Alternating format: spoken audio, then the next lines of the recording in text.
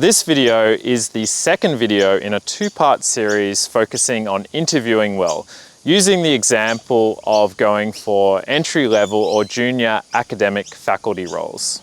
In this second video, I will talk about the interviews themselves, as well as some broader general principles of how to interview well. The interviews complement the talks that you'll give on research and teaching topics, and you'll typically spend quite a bit of time both in these interviews and in individual or group discussions. There are a range of key things you should keep in mind for these interactions. An overarching principle is your attitude. So be enthusiastic and excited, but don't go overboard. Make sure that enthusiasm is authentic and representative of who you are. A typical panel question will start off with a question along the lines of, what was it about this role that drew you to it? Why do you want to work at our organization?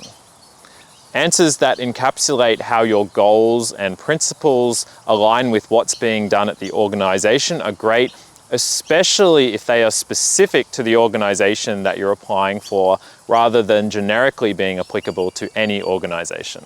Modern academics are very, very busy. Another typical, more practically orientated question would be around balancing priorities. So as a new academic at this institution, how would you balance the inevitable tensions between research, teaching, and service, which are the typical three components of an academic role? It's awesome if your answer can identify synergistic activities that contribute in more than one of these categories simultaneously. So for example, activities that combine both your research and your teaching together. Some of the questions you may get in the interview may pertain to the context or the motivation for advertising the role in the first place. A good example of this is questions that address how you'd embarked on some sort of major activity associated with the role. For example, there may be a disciplinary divide across two different parts of the university, and the intent of the role may be for you to help bridge that divide so these two different areas can work more closely together. So you need to be ready to talk about, I guess, at both a high level and a more practical, detailed level, how you would go about doing this. You may also get so-called soft skills questions. A typical example of this is recounting a past experience that you went through where you perhaps didn't handle something as well as you could have. They'll ask you what you learned from it and what you'd do differently the next time you encounter these situations. Now, there's lots of good material online that talks in much more detail about how to address this question well. The primary aim here is just that you should be ready for it and should be ready to draw on some examples.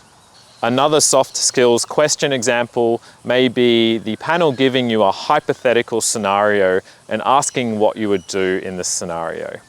An example of this might be how you would manage a problematic situation with a student or a staff member, or perhaps even an industry collaborator with unreasonable expectations. The panel will want to know how you would address this situation in detail. They'll want to make sure that you have a realistic idea of how to handle the situation, and if you can draw on past experience, that's even better.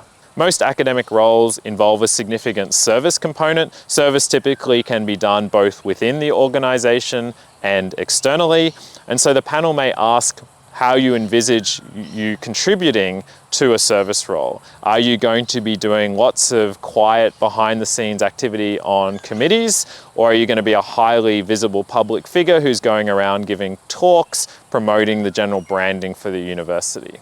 Another common question, which is very cliched in many respects, is the 5 years time question. So the panel may ask, where do you see yourself in 5 or 10 years time? There's lots of ways to answer this. It needs to be authentic to what you're really excited about, but one thing you should be sure to do is make sure that there's substantial growth, progress, and personal and professional development baked into whatever your answer is. They will not want you to be the same person you were when you started the job 5 years earlier, at least in a professional context. Teaching is the core business of most universities, and so there will probably be quite a bit of discussion about it in any of these interviews. If they're talking about teaching, you might talk about any interesting teaching modalities or learning modalities you've used and what your experiences have been with them.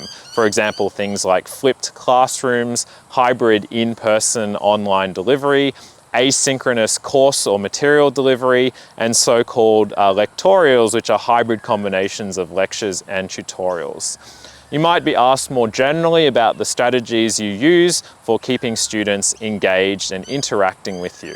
Two very topical themes in teaching are bridging the divide between undergraduate teaching and high-level university research, and between theoretical learning and grounded or problem-driven learning driven by actual industry or societal problems. So be ready to talk about any experiences you've had in doing both of these, and then also how you would continue to do it perhaps in this role. The logistics of teaching can be quite challenging for a busy academic in a modern academic environment. And so during the panel interviews, you have the opportunity to flag with the panel that you're fully aware of the realities of teaching in a modern university.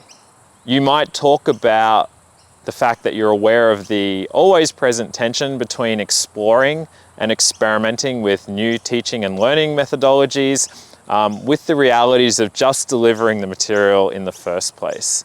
The time-consuming, individual, personalized interaction strategy that you used with a postgraduate course with only 14 students likely won't scale without some changes to teaching a unit with 500 students.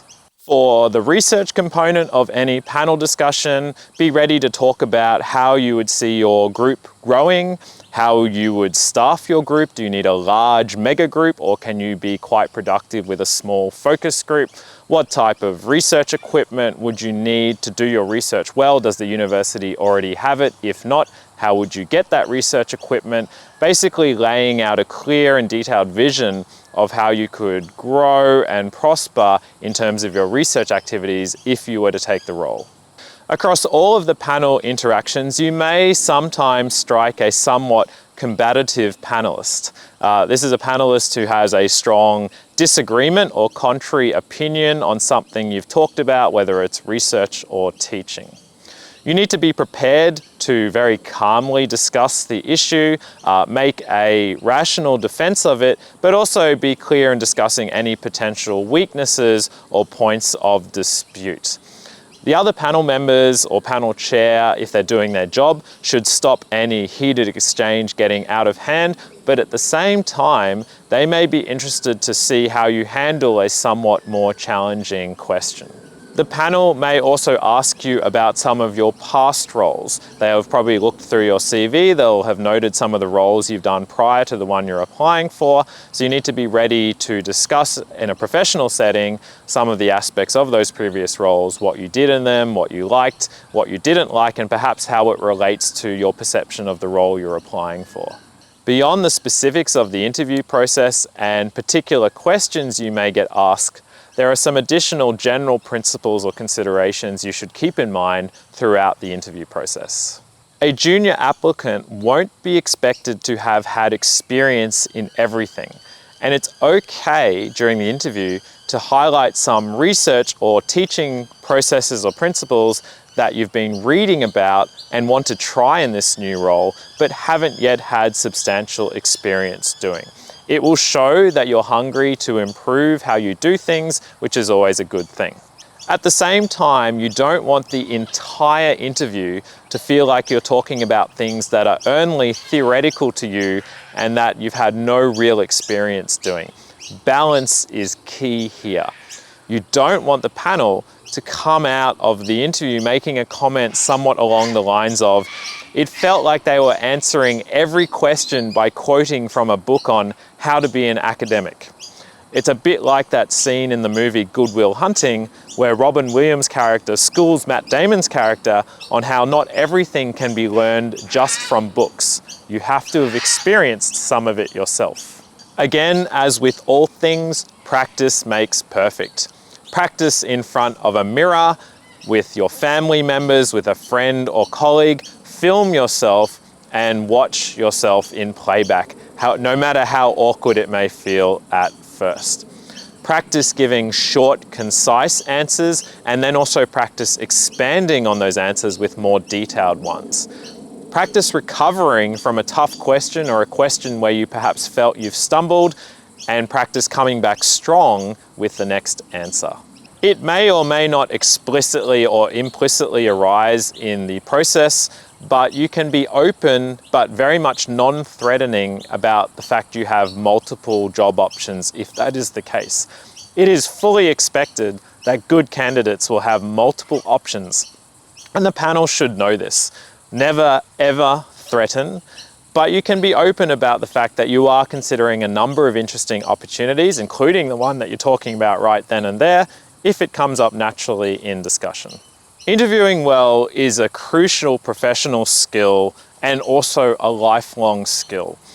And it will benefit you for the rest of your career and also crosses over to benefiting other activities like giving great presentations. The interview is also about far more than the specific opportunity or the specific role.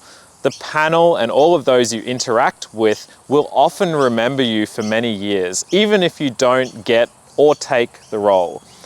Other completely unpredictable opportunities will often come back to you again, sometimes many years down the track, because you engaged in the interview process in the first place. This video series on interviewing well has covered the background context of applying for a role, the interview process itself, as well as some broader principles of interviewing well. There is also a wealth of detailed information online, including services that help you practice doing good interviews. Most of all, it's about having fun and learning from the experience.